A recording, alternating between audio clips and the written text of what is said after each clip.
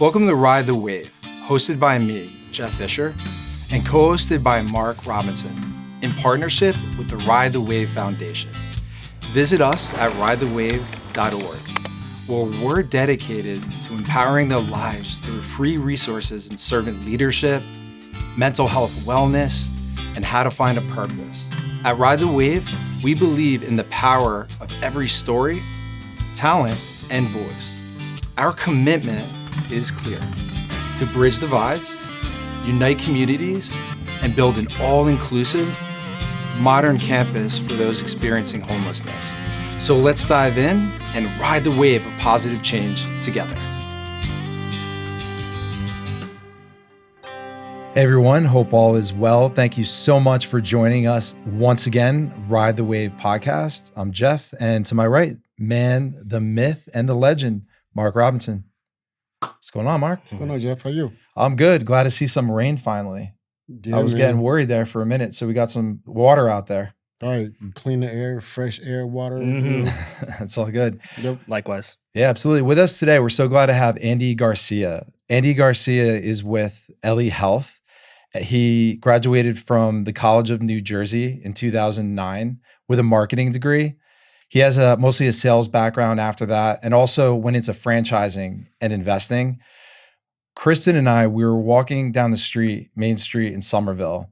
There was a health and wellness fest, and there was a tent with Ellie Mental Health on it. And Kristen was the one actually that pointed it out. Mm-hmm. She said, "Oh, that looks like it would be a good fit for the show." And Yeah. I think it was your dad I was talking to, right, Andy? Yep. It Dad was, and I think our clinic director as well, Jordan. Yeah, and immediately, a really good vibe. I thought what you guys are doing great, and how you're going to market is a little bit different. Absolutely. So I think that that's something that could be replicated potentially, and you have something unique within mental health. For sure. So I'm going to let you run with it. Yeah. And start out and just talk about that a little bit. Yeah, definitely. So with Ellie Mental Health, it definitely kind of came out of left field. It wasn't something that we were sort of keeping our eyes out for. But as you mentioned, my partner and I come from a franchising background. We've invested in several different franchise concepts over the years. Mostly kind of boring, non-sexy businesses, as we call them. Mhm. And things like junk hauling, moving, pest control, and even currently, it's a franchise called ServPro. So we do flood damage, fire damage. So just kind of core things that people need. On the residential and commercial side. So that's kind of been our background, is just kind of the bread and butter businesses, so to speak. Mhm. So yeah, we got into the ServPro, doing really well. It's kind of, I wouldn't say on autopilot, but definitely, self-sustaining, doing its thing. We have a great staff who's running the day to day. So my partner and I were kind of like, okay, well, what next? Like, what are we going to do now? And I always kind of have my eyes out there. I get tons of, email newsletters about franchising and different brokers and people pitching different ideas. I don't know, maybe it was fate, but super randomly, I opened up an email newsletter that I normally never open. I usually just put it, I'm not going to say which newsletter, but I put it to spam. Yeah. Because I'm like, just too much stuff to go through. Yeah, I understand. I get that all the time. Too much stuff to read through. And it's like info overload. But I don't know, for some reason I just clicked it. I don't know, maybe I was just bored, so I clicked it, I opened it up and scroll towards the bottom, and I just see the Ellie Mental Health logo. And it was I knew it was a franchising newsletter, so I was like, wait a minute, franchising and mental health, typically you don't think of, when most people think of franchising, they'll think of ServPro or a McDonald's or a Dunkin' Donuts. That's a big one, right? Everybody they think of that. So it's a new concept. So people weren't thinking mental health, and people being me, weren't thinking mental health and franchising in the same breath. So kind of put my info in, got a call, and here we are now today, 3 clinics later, open in central New Jersey. Wow, that's great. Over the span of, so we opened our first one in July of 2023. So about a year and a half ago, roughly. And so total time period from me reaching out to Ellie Mental Health to having this third clinic open has been about 2 years. So super fast, incredibly fast. It's been a blur. But we're super happy with it. Like I said, we have 3 clinics open in central New Jersey. one in Flemington, one in Somerville, and one in Skillman, New Jersey, also known as Montgomery Township. Mm. And yeah, I mean, there's obviously, with the mental health crisis being what it is, there's no shortage of people looking for help.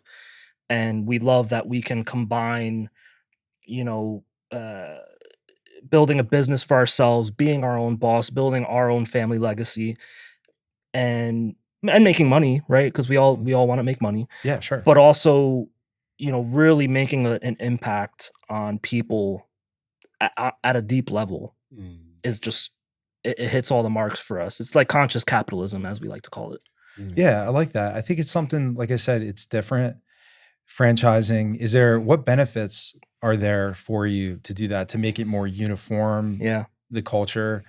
Or, I think that like we talked about 100% yeah, chiropractic I in know them well. Rockaway. Yep. So Dr. Matt, who's a friend who's been on the show several times, Yeah. he's a recurring guest. He's done such a great job, but as they franchise, it's like you could really capture a really good atmosphere Yeah. and standardize it Oh yeah. throughout. So not only profit making money, but I think it's just better. It's better than a lot of the clinics that are out there Yeah. that have the air sucked out of the room, maybe not the Right. best culture. So you could really welcoming, oh, come on in. Cause at Absolutely. 100%, it smells good in there. It's like a Yeah. spa when you walk in. Yep. Yep. So being able to replicate something like that, I think is great. Is that Absolutely. what you're doing with it? Yeah. So you hit it right on the head. So I'll kind of give you guys more of a macro view on franchising and what the benefit is. So with franchising in any industry, any segment, any type of business, it gives you a playbook. Mhm. So it allows you to get into business for yourself, but you're not by yourself. So a lot of people, they say, I want to start a business. They'll go start the business, whatever it is, and they're alone. Like there is no infrastructure, there's no support. Well, maybe not no support, but little support. It can be very lonely. Now with franchising, it's an opportunity to get into business, like I said, for yourself, but you have a whole back end system of real people and processes and playbooks and operations Yeah, in manuals, place. and they've figured it out already. They've done the hard work. So in the sense of, so talking about Ellie, they opened I forget the exact number, X number of clinics in Minnesota, in the Minneapolis metro region. So I want to say maybe 10 or so clinics, Mm. and proved out the concept and said, okay, this can be done at scale. And what now? Do we grow it nationwide ourselves? Do we grow it nationwide through franchisees? Ultimately, it wound up being the latter. So, to answer your question, what it does is it allows us to.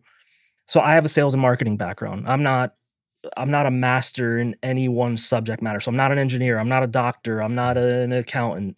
Mm. Um, I'm a sales and marketing guy. Yep. So, so kind of jack of all trades, master of none, so to speak. So, franchising really helped me because it's like, would I ever in the past had the opportunity to open an outpatient mental health clinic on my own? Probably not. I Mm. mean, I could. There'd be a whole lot of challenges and pitfalls that I'd have to figure out on my own. Um, so yeah, it allows me to take my sales and marketing expertise, my partner's sales and marketing expertise, and plug it in.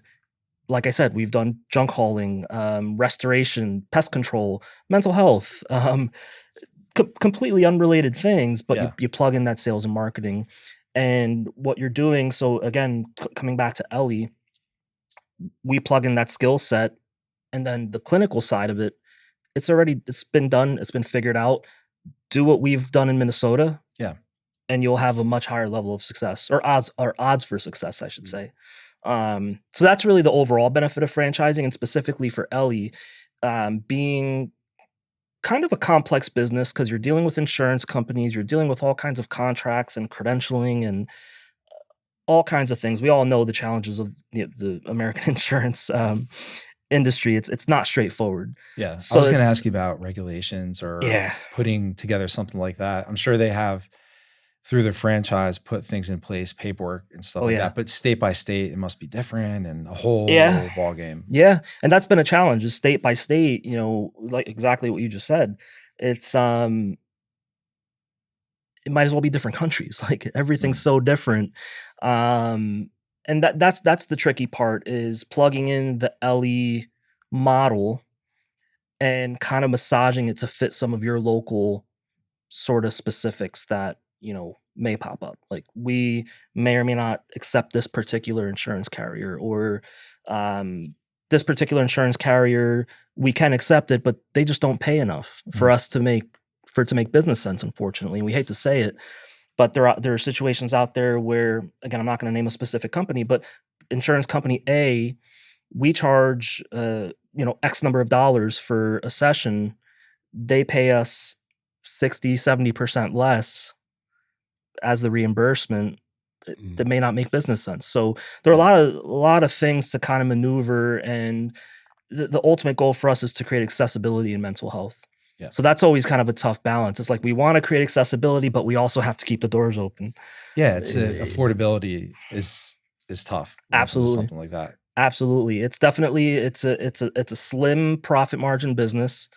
So one mistake can kind of take you out of the game. So you got to be on top of it, got to be up with the regulations, got to do your sales and marketing, got to do your community outreach, and then ultimately provide amazing therapy. So there's a lot of stuff you have to do really well. It gets me a little nervous even talking about it out loud. But you know what though? I think, like you said, it was meant to be. How it came about, you normally not reading that news, and it seems like, I mean, correct me if I'm wrong, it's the cause, what you're really doing, helping people. Absolutely. Doing that. So even though it might be slim margins, I think maybe, right? Is it for that reason? Totally really agree. To help people. Oh my gosh. Yeah. Make a cookie cutter.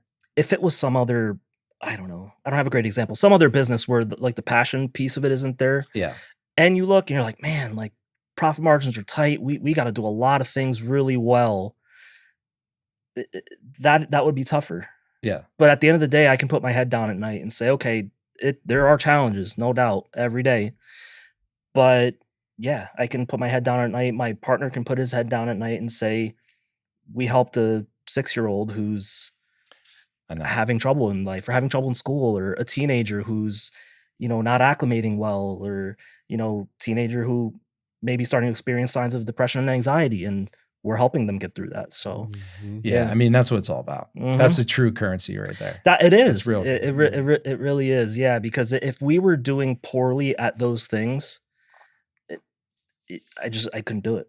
Like, I couldn't make money knowing that we weren't providing the service to the community that we signed up for. Yeah. And I think that's great. I commend you, Andy. Yeah. For Thank you. Really. Appreciate it. Yeah. Absolutely. It's hard work, but worth it. Yeah. Can you tell us a little bit about the process when someone comes in? Is there an initial intake, and is there a presentation, or how does the format or process work? So it's kind of twofold. So the main way that it happens is somebody will go online looking for our services. They'll type in mental health services in Central New Jersey, right? Ideally, we'd pop up, because we have a strong online presence. So they'll open up, look at our website. They can use what's called the Ellie Match. So it's essentially an online tool where they can kind of plug in their parameters and get matched with a therapist who's, the best fit on paper for them. So there is a national call center. So instead of, having a bunch of calls coming into our local office, they funnel to the national call center. Okay. They go through their, kind of step-by-step process, and the calls are pretty in-depth. Like, they're going through, hey, what are you experiencing? What's your goal? What do you want help with? What insurance do you have? Basically the whole profile, and then we get it locally. Okay. And then we kind of take it from there. But now, for example, like you were at the event in Somerville. Our Jordan, our clinic director, or one of our clinic managers can just give their business card to a potential client and say, hey, call my cell phone. Yeah. And, that's a bit more of a direct, more intimate way of kind of finding us. But yeah, there's an intake process. I mean, typically an intake appointment, I want to say it is about 90 minutes. So so just full disclosure, I'm not a therapist. I'm on the business side of things. Right. So we're partnered with an awesome clinic director. Her name is Jordan Mealy, licensed professional counselor. I think you met her. And so that's the balance. We bring the marketing, the operations, the human resources, all of the back office expertise and she runs the show on the clinical side. So that's why I say I think it's about 90 minutes for an intake session. Yeah, it's in depth, and typically, we'll see a client once a week, sometimes bi-weekly, depending on the, I don't want to say severity, but depending on the level of support they need and what they're looking for. So are they getting more customized individual plans with more care? 100%. Yeah. So, I mean, we see, clients who, anxiety and depression, very common. We see a lot of clients with that, all the way to, family and couples therapy, marriage counseling. Okay, so everything. Yeah. And there's certain things we won't do. Like if there's someone in crisis, that's another level of care that we would kind of make a referral. Do you guys do any mobile clinic visits? That's actually assessments? Great question. That's something we're thinking about doing. We've talked about doing an Ellie bus. Yeah, I think that would be great. Bringing a group of counselors and a bus, and kind of model it after the way our clinics look, which kind of you mentioned before with 1-800 chiropractic. We have the aromatherapy diffusers. It's like walking into a living room. Yeah, it was a spot, almost very, and everybody's really friendly. There's you could tell that, like a Chick-fil-A or anywhere like that where they have to greet. Absolutely. It felt really comfortable. Yeah. And fun too. It's a fun environment, which is really should be, when you think about it, to have a mental health facility or a drug clinic where people go in and they feel like the other person doesn't care. Yeah. There's a ton of that out there. There is. So what you're doing there, and I could relate because I was in sales, project management. Okay. So I do think having the business side is a benefit as well. Yeah, absolutely. To be able to do that and put that through, not to put down the nonprofit sector at all, but putting together a nonprofit within a year, having more of an understanding of running a business. I don't know. I think there's a, not an upper hand per se, but there's that knowledge base in sales. Yeah. Yeah. I think you could set something up like you're doing a little bit more efficiently with that background. Yeah, absolutely. And I think we had a call a few days ago, actually, you and I, and discussed a little bit about how, sometimes saying you're for profit, it's kind of like a dirty phrase, like especially in Ellie, especially in mental health, where it's an interesting dynamic because it often gets likened to charity or nonprofit when you think of mental health. But yet when you think about the dentist, your heart doctor, your general physician, you think about it in a different way. So we run into situations where, and again, it's a stigma thing where, let's say a client has a bill, it's very upsetting, or it can be upsetting. Because again, going back to the whole insurance situation, like it's a crappy system. I'm sorry. It just is. So sometimes they'll have a bill that they weren't expecting. And, with emotions involved, sometimes like, man, why should I have to pay this? Why should I have to pay this? And I get it. Like that hurts me. Like I hate to see that. It's just tricky. It's a tricky balance because it is for profit, but to the point of being for profit, like we talked about the other day, it allows us to bring more accessibility. Yeah. Whereas a nonprofit, while they do amazing work, they may have limited resources and they may not be able to see the amount of clients that we can see at any given time. So yes, being for profit, it like I said, in a lot of ways, it just sounds like a dirty word. It really does, but it's a positive in a sense because we're creating jobs. We're paying our therapists well. They're happy to come to work. That creates a better product, the product being our therapy services. Yeah. It's a full circle thing. So being for profit is creating this environment where you walk in, it feels like your living room. It smells really good. Everyone's really friendly. Your therapist is awesome. Yeah. Your therapist smiles when they see you. They greet you in the lobby. Like totally different than going to, kind of a big box therapy, I'll call it, where you're just one of 10,000 people that's in their quote unquote Rolodex, and you're just another person that they have to see that they can bill for. Yeah. And if you're, and to know your demographic too. And if it is something that might be a bit of just a premium for that extra care, I think the model makes sense. And I didn't really look at it like, making money off something like that, because doctors charge a lot. If you go see a psychologist, sometimes you don't have insurance. Or, it's great, which I think, the help I think it's help.com or whatever it is. Oh, where you can go on the BetterHelp or something like BetterHelp. that. Yeah, yeah. BetterHelp Yeah. is, a great way to Yeah, of connect course. a therapist, but it Absolutely. can be costly. Yeah. I mean, those things. So, And I'd argue for some impersonal, some people need this in person, that tactile feel, Mhm. yeah. where online therapy may not do it. Yeah. And it really is the person, right? I mean, to me, Yeah. it's worth paying for mental health, physical Absolutely. health, things like that, Absolutely. and scaling back on Amazon purchase or anything like that. Which, You know what I mean? which is difficult. Yeah. You should also teach budgeting. Oh my gosh. Yeah. Yeah. Yeah. We need a lot of that too. But yeah, like I said, it's just all kind of a tricky balance. It's Yeah, it's I get it's my partner and I want to do a great thing, Yeah. want to make money, want to build legacy, want to help people, want to offer a great product, and we are.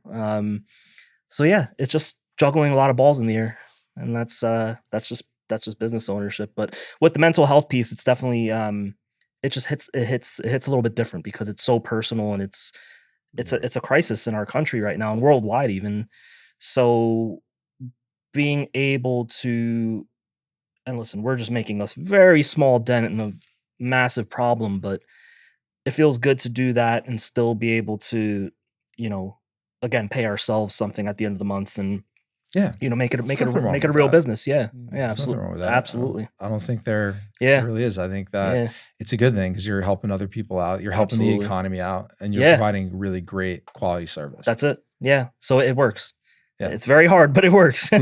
It's a system that definitely, if you do it right, it'll pay dividends. And how many do you know altogether around the country? How many other Ellie owners? Yeah. A few dozen actually. Oh, There's okay. about 200 clinics open nationwide now. So yeah, it's turning into a really big system. Definitely growing pains in that, but yeah, it's good. Cause, and to your question about how many do I know, call it a 2 or 3 dozen. It's like you have people just like you in your corner. And that's kind of going back to the franchising concept where I don't see myself being out of franchising anymore. If I were to do another business or invest in another concept, yeah, you have friends, you have colleagues, you have people that are experiencing the same problems in their business or same challenges, same curveballs. You can go to them. You can go to the folks at the franchise headquarters. You're truly in business for yourself, but you're not by yourself.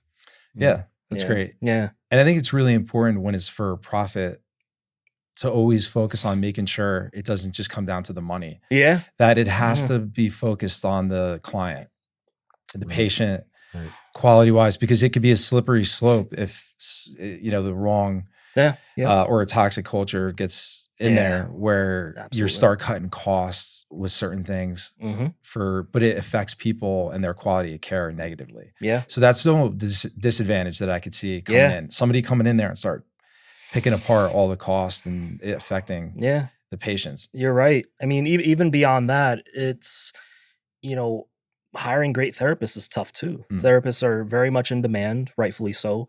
They deserve every penny they make. It's hard to find them though. So it's hard to find them. And not to sound mean, because this is, it applies to every profession. It's hard to find the best ones. So you can find a therapist. They may not be the best at what they do, just like a mechanic may not be the best at what he does, but he can still be in business. Right. Yeah.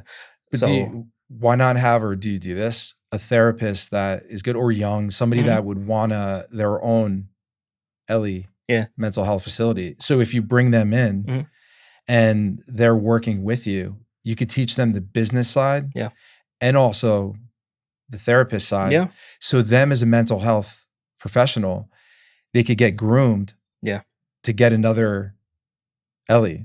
Yeah. So you really would, you'd have people working for you in a little bit of a rotating door to train people. Right. Then it's a win-win because they get a franchise. Yep. They start running that. They know the process and they're from the ground up. Yeah.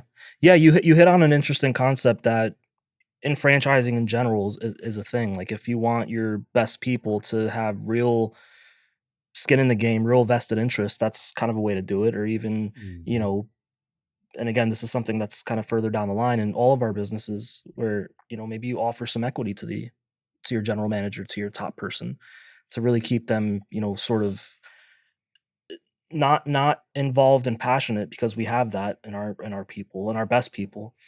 but that extra thing just kind of kicks it up a notch. Yeah. So yeah, it's a great idea. It's something that's you know, in the plans to hopefully do in the future. And that's sort of the relationship we have with Jordan, our clinic director at Ellie. Is, you know, we always joke around. It's like she I don't envy it, but she has to wear two different hats.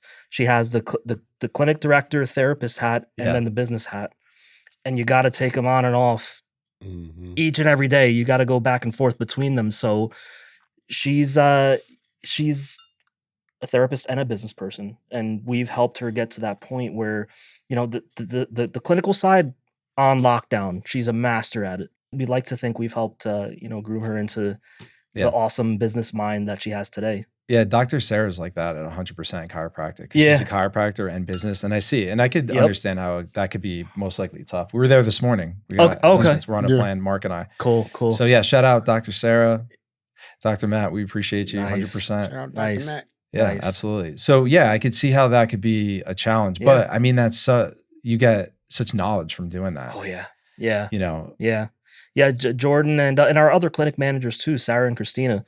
So Sarah oversees our Somerville location, Yeah. in your area, and Christina oversees our Skillman location. Jordan oversees all three. So even Sarah and Christina, like, their business chops are improving every single day. They're learning how to use both sides of the brain, and that's great. to the point where, you know, I don't have to have my hands as much in the weeds as I did in the beginning, because I trust them inherently to Mm. do the right thing, but do the right thing for both sides, the clinical side and the business side. Yeah. So again, it's tough. I mean, they have a tough challenge. They have a tough job. We hired them for a reason, and they're in those positions for a reason, because they're really good at it. But yeah, like I said, I don't envy being in that middle position. It's tough. I mean, because again, as a non-clinician, I can't and don't meddle too much in the clinical side of things, because that's just not my lane. I'm not licensed to do that. And there are rules and regulations around that. So I trust them fully 150% on the clinical side, and now 100% on the business side. That's great. So it's a great place for, you know, me and my partner to be. And you know how much is relationship management too, and personalities and dealing with people. So it's the business side and the mental health side, and then listening to people's issues and problems, dealing with that, and then maybe another employee or team member there. So there you do talk about wearing different hats. Yeah. That's really being a chameleon with it. Yeah. Yeah. Especially, I mean, the therapist, thankfully, you know, they can live, they only have the therapist hat. Yeah. There's some little things, like they have to help us out with some billing situations or collecting copays, little stuff like that. But the whole goal is for them to be able to focus on what they do best, which is therapy. Right. And Jordan, Sarah, Christina, me, my partner, and my wife's in the business now as well, doing awesome work on billing verifications, insurance verifications. So we've got a team around the therapists, plus the team at Ellie headquarters in Minnesota. And again, other clinic directors that Jordan can lean on, other therapists in the system that our therapists can lean on. Jordan can talk to a clinic director in Los Angeles and pick his or her brain on what's working for them, what's not working for them. So yeah, it's just kind of, it's a network, it's a system, it's kind of like a family, really, because we're all just going through the same challenges together. Yeah, I love that. Yeah. I think that's a great setup. Yeah. Like I said, if there's any other business coming to me in the future, if my partner and I invest, I think it would be in a franchise model. Yeah, just for those reasons. Yeah. I think it's very unique, and it's a good thing. Yeah. I read an article maybe a few days ago. I forget where it was, Financial Times maybe, and it's kind of, franchising is a little sneaky. You don't even think about it. There's so many out there. Like, you could go get a burrito down the street, and it turns out it could be a franchise. Yeah. There could be 50 other ones across the country. So anyway, the article was, I want to say it was like 4 or 5% of America's GDP is in franchising. Is franchise-based businesses. So it's like 5% doesn't sound like a lot, but you think in the whole, you think of it on a macro level, the economy of the United States, and 5% is franchising. Like, to me, that's phenomenal. Yeah. Like, that's a lot of money going through the economy, jobs. job creation. It's just it's a cool thing. Yeah, I can see that. And you're not having to worry about donations and being low on money. So financially, there's some stability or some predictions that you can make data wise and For sure. Yeah. sales wise. Yeah, and franchising, and again, that's kind of the one of the key things is the franchisor. So we're the franchisees. The franchisor who created the model, they've already done it. They Yeah. can put in front of you, here's our P&L from 2020, 2021, 2022. Here's our track record of success or not success, because not every franchise is successful. But the whole idea of it is to be able to replicate what's already been done. So it's great for people. So franchising in general is great for people who it's okay. I'll start with who it's not great for. It's not great for someone who wants to start the next, I don't know, dating app or fun game on iTunes or some flashy tech product. That's not who franchising's for, because they're high flyers. They've got their own ideas, their own methods, their own method to the madness, so to speak. Right. Franchising is good for a veteran or somebody who's looking to retire from their profession and get into business for themselves, but doesn't know what they want to do. Athletes coming out of semi-pro sports or pro sports. Yeah, that's a good point. That's a lane for them to say, okay, I have all this money now. What do I do other than blowing it on cars or whatever? Right. So there's franchising is good for a lot of people because it gives you that structure, it gives you that playbook, and it gives you, again, in my opinion, the highest odds for success in any business segment. I think that's great. We'll have to have Andy help us out when we franchise Ride the Wave There you cafes. Go. There you Wave go. cafes. Yeah. Right. We were talking about that. So we had a conversation. Say the word. When the campus is up, we had a conversation of doing something unique, potentially with cafes, having wave cafes up. Oh, yeah. And it would be very different because it would be pointing to, maybe having pictures up of Marc and I, things that we've done. Yeah. Partnerships, us in the community, make it very community based. Yep. And then maybe Absolutely. having underprivileged people work there. Sure. Yeah. And also create an environment that, whether it's through QR codes, brings people to the website. Yeah. So they know that the main goal of the cafes that are branched out are to really bring people to either, be involved in some way, or at least see that we're working on the campus, that it's all connected. Right. Something different to tie it in, Link it. to bring it out there, to link it Yeah. all together under one. And I was like, I love cafes. Yeah. Going to hipster cafes and stuff like that. So I thought, what better way to, one, get word out, get to our commitment, but eventually have little hub stations for people to come into and make money, for that. Absolutely. However way it's set up. But yeah. when the time comes, it seems like the network's lining up for everything. That's it. Yeah. Right. That's and it. then we talk about it. Yeah, like you said, we was talking about it in the car, and it when you talk about it out loud, it just sounds right. Yeah. Like, Yeah. it sounds right. And then Yep. Once you put it on paper, it's like, okay. Once you start writing everything out and seeing how it, okay, it becomes real. Yeah, it's concept now, but you never know. Absolutely. You never know. Like I said, you say the word, I'm there. That's awesome. But yeah, again, I mean, even with this model, if it becomes a franchise model, you guys have figured out the blueprint. So now you get the best people, best franchisees, the best fit, bring them in, and they just have to replicate what you've already done.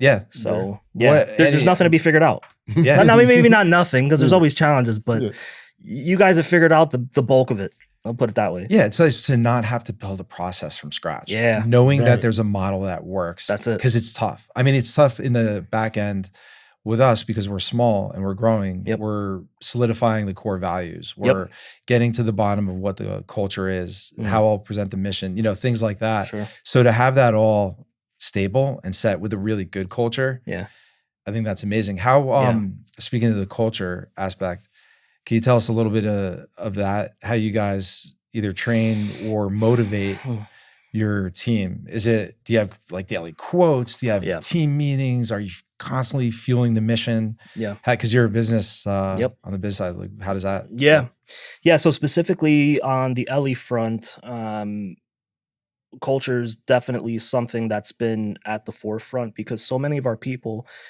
on the clinical side, they've just come from places that are just, in their words, like just awful, sterile, Yeah, it's scary. you know, bad furniture, uncomfortable chairs, horrible bosses, metrics, performance metrics that can seem unattainable. So yeah, I mean, the culture, and then here's the thing too in franchising, like you have a franchise model that you follow, but you can't really speak to culture. Like every clinic can have their own, Yeah, you can put their your own, that spin on it. untouchable thing, or that it's more of like a soft concept that franchising can't pin down. So that's the one thing.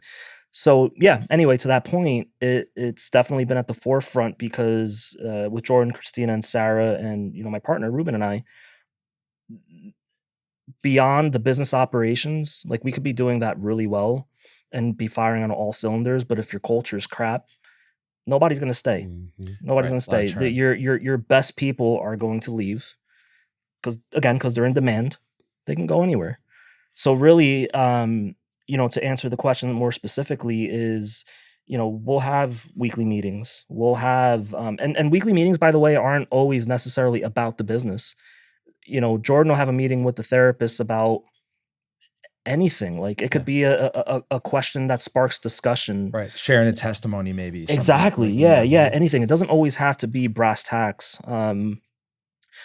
Quarterly events. I think the last one we did was at the Somerset Patriots. Oh, nice. I think they're Yankees affiliate. Just rent a booth, go hang out, watch a baseball game, look at the fireworks. Something that most therapists are not going to get at clinics these days. Exactly. Right. And you hit right on it. Hit it on the nail. We're creating a thing that other people, by people I mean other clinical entities, are not doing. In a lot of places, therapist comes in, does their 5-10 sessions a day, heads out, they're relieved to be out of there. It's just totally different for us. It's and listen, we have therapists that want to get in and out too. They have lives, but we also have therapists who just come in early. They'll hang out in the conference room. They'll have a cup of coffee before their sessions. And I think that the key thing with culture is that they want to be there. Yeah. Like they don't have to be there.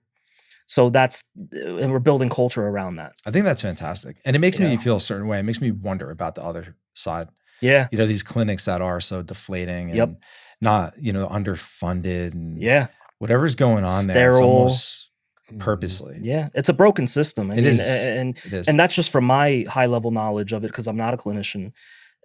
They can tell you war stories of places they've worked at that, have been unfulfilling, have been, just soul crushing places to work. What do you think is going on there? You think that they're not given proper training, or they're just, it is that cultural thing, I think, from a business perspective, right? They're just not given compassionate training. Because even, for example, my stepfather, it was mental health. He was older, dementia, but he had fallen. It was around COVID time too. And he had gone to somewhere in Morristown. I won't name the name of the place, but it was awful. Yeah.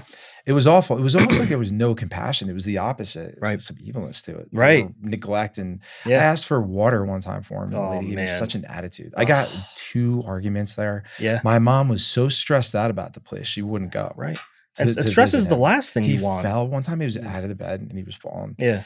And then this other nurse came up and she started telling me, nobody knew who he was. He was walking down the hall with a rope. And I'm sitting back like, that's what you're telling me? I was like, what about a wristband? Right. So I learned that he could take his wristband off. Most likely the reason why is because they were cutting cost and they didn't get good wristbands that fit him. So not only that, they don't recognize him. And I'm like, well, where's his wristband? How come nobody? And she's telling me like it's a joke. But one therapist that was walking by happened to recognize him. I'm like, he's walking out of his room, and they're making it like it was weird. I did not like that at all. So I'm glad that people like you exist, Andy, places like that, like this.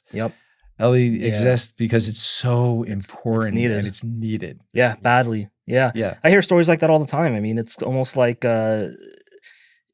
you walk into these places, and I've been to therapy, many people, my, friends, family, you go into the place and it's all about vibe and feel. Because listen, there are therapists everywhere. Again, some better than some are masters, some are not as good as others. It just is what it is. But you can go and get therapy anywhere. Like for me, it's and it's kind of similar to walking into any business. It's all about the vibe and the feel of the place. And again, you can't like no amount of money can create that. No amount of um skill or funding. You can't create that. That's got to be something from within that it just has to be in you Yeah. to create it. It starts right when you walk through the door. Yeah. The days of sitting there in a boring waiting room with classical music on because the old therapist furniture, and the yeah. picture on the wall, the painting, Right. I'm trying to be astute. Yes. Like all that. Yep. It needs to be what you guys are doing. Absolutely. Yeah. Again, it's for me and for us and for, most Ellies, it starts from when you pick up the phone to call us. That's when it starts. And then the next big piece is right when you walk through the door. Mhm. When you walk through that door, it has to feel a certain way. Or else they may not just come back. Yeah. Because again, there are therapists everywhere. There are therapy clinics everywhere. Yeah. We have to do what we're doing, which is what we have to do what we can do, which is what we're doing right now to differentiate ourselves where we can say, yes, we're just another therapy clinic. Yeah. But there's that little piece of us that makes us not Gotcha. every other therapy clinic, which is the culture, which is the vibe and the feel and, the overall aesthetic of when you walk in, you should feel like you're walking into your living room. Yeah. Yeah. I think that's great. Yeah. And that's what keeps, for the most part, keeps people coming back. Yeah. Getting to the person. That's path is to the Getting person. to the person. That's it. True. That's it. It all starts with the individual. You know what I'm saying? When the individual walk through a door, they need to feel comfortable at home. Right. Like you said, in the living room. So it's like, Yep. with the therapist, I give it a lot of credit and shout out to therapists because a lot Absolutely. of people criticize them or they just taking information Yep. and just, we tell them about our lives and this, that, and the third. And to some people, it could be a paycheck. Yeah. For others, it's just, it could be what you're doing, really trying to get to the culture and understand a person. Right. You know what I'm saying? And making them feel at home and making them feel, what they didn't feel going to this clinic. Yeah. Versus, so it's spot on. Yeah. Yeah. Yeah. That's that definitely makes a lot of sense. And it's a hard thing too, because we'll for example, let's say we had a really great therapist. He or she goes and finds another, job at another place for whatever reason. There's turnover. Every business has it. Yeah. It's almost like creating the culture all over again, because you create the culture around your people and you hope they stay forever, right? We want every therapist, as long as they're doing a great job, we want them to stay with us forever, right? But if they don't, that changes culture. Now another new therapist comes in. They may not bring the same energy. They may have put on a different face in the interview than what they're bringing day to day after we hire them. Right. So it's like culture is just an ever changing. And it's important to hire and let go with that, because that's preserving that is the main thing. You have to protect that once you have it. So, for us, I'm learning that. And that's what I like to do too. I like the leadership and the cultural aspect and building that. Yeah. It's one of my favorite things to focus on. Yeah. And to do, and just driving that home. And it's so important to have that backbone. Right. That's the differentiator. I mean, again, anyone can open a therapy.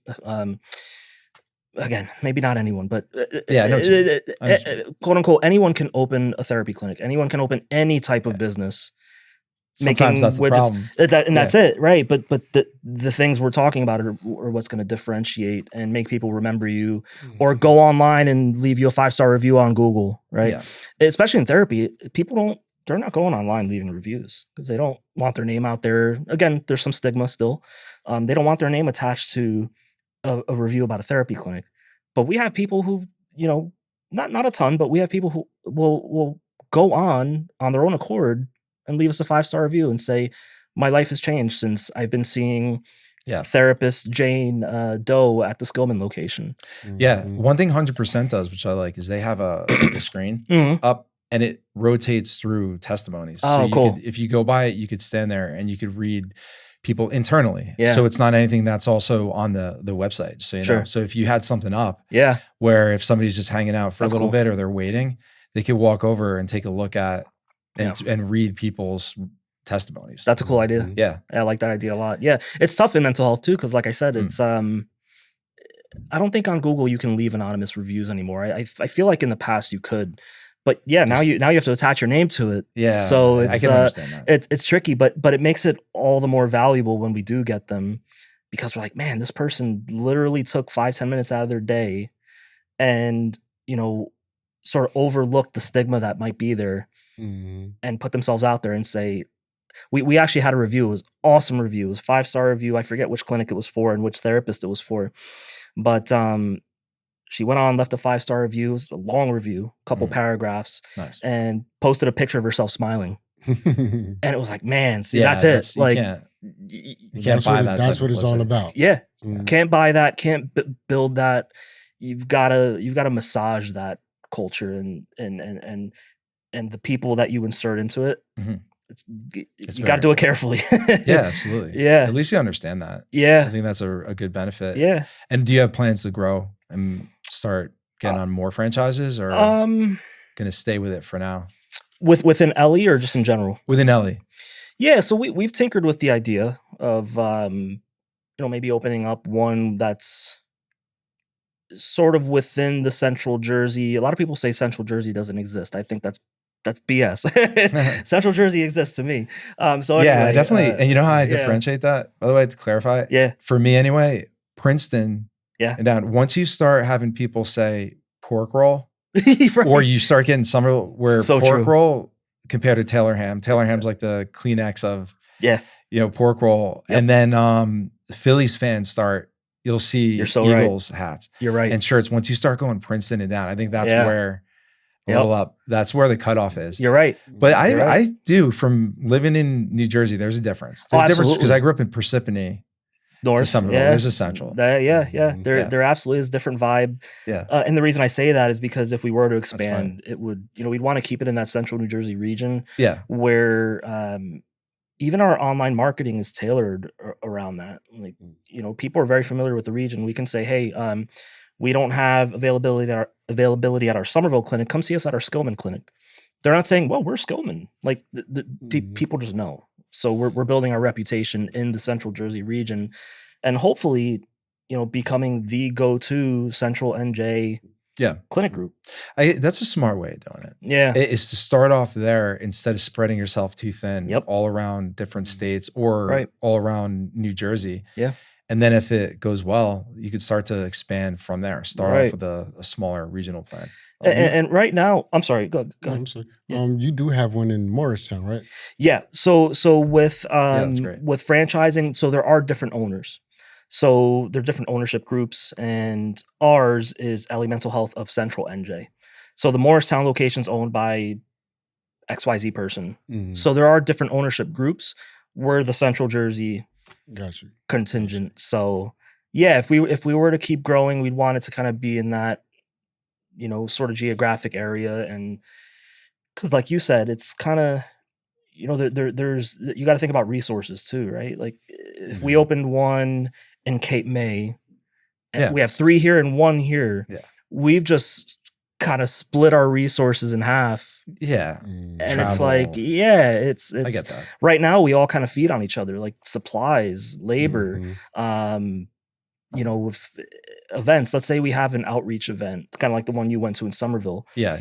And let's say no one at our Somerville location was available that weekend. We can ask someone at the Skillman location, that say, makes hey, total sense. 25 minutes, do you mind driving up and, you know, coming to this outreach event and talking to people on the street? And we can kind of pool our resources together. And if you wanted to have an organization meeting with everybody, that too, you could all meet in one spot. Right. And you could keep everybody from each location, have maybe a point person that represents that particular location. Yeah. And they can meet and exchange ideas. You could brainstorm. Of course. You could think, oh, here's what's working for us. Here's not what's working. Yeah. And then share that collaboratively. Absolutely. Too, amongst all your that's why we want to keep it tight.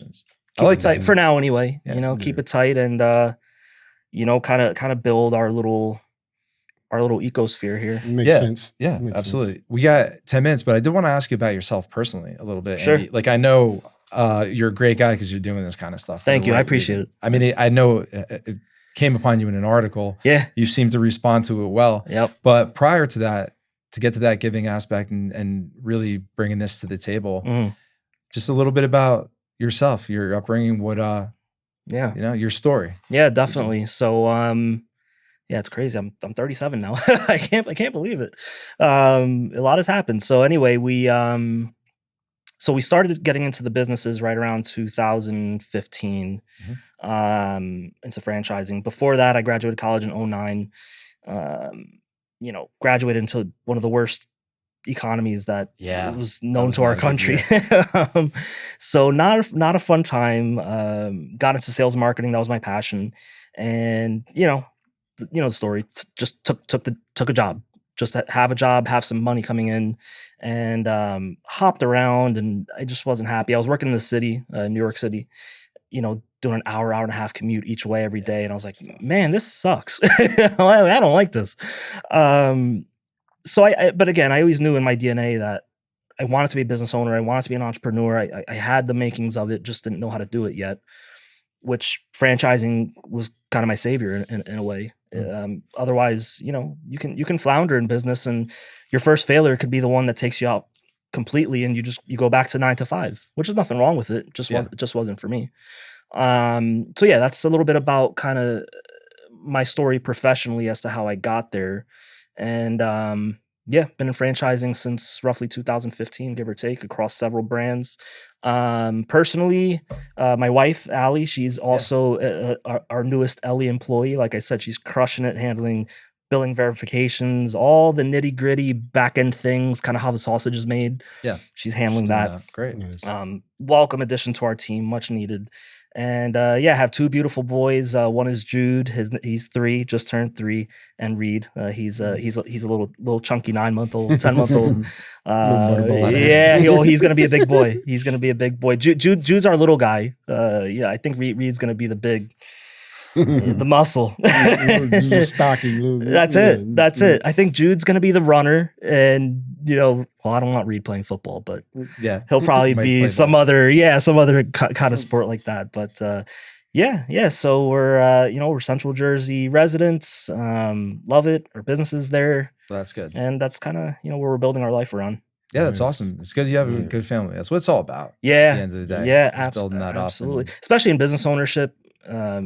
Ellie aside, just business ownership in general, it's like you need that. Yeah. It's not easy. You know, you can have, like in franchising, you can have, other franchisees to talk to. You can have people at the corporate office to talk to and bounce ideas off of. But if you come home and it's like, man, like I don't have the support, or I'm alone, like I'm alone in this endeavor. Yeah. We're in the early phase too, because it's been a year. Even though so much has happened with us, it's only really been a year, and we're limited staff, and it is tough to take it on and to focus on every aspect and the important aspects. It's a good thing you guys have each other, because at least it's it can be done, but it's just tough when you're either you're alone and or don't have the support. Like I've heard stories in franchising of like unfortunately they go home and their wife or husband wants nothing to do with it. Or their kids hate it, and I'm like, man, that sucks. It's tough. Yeah, it's tough, and it 10x's the difficulty of what we're trying to do. Yeah, at least you have you're working and have the support of your family, your wife. Yeah, it's crucial. Crucial. If anybody wants to check out Ellie, or you have Legacy Financial Group, right? That's your Legacy. So whatever, group, any websites, any contact information. Yeah, because I think this is great. I think people hopefully will reach out. Absolutely. And try to get more information to replicate this. Absolutely. Yeah. So as far as contact, Legacy Franchise Group's kind of our sort of umbrella entity, where kind of our franchises live under.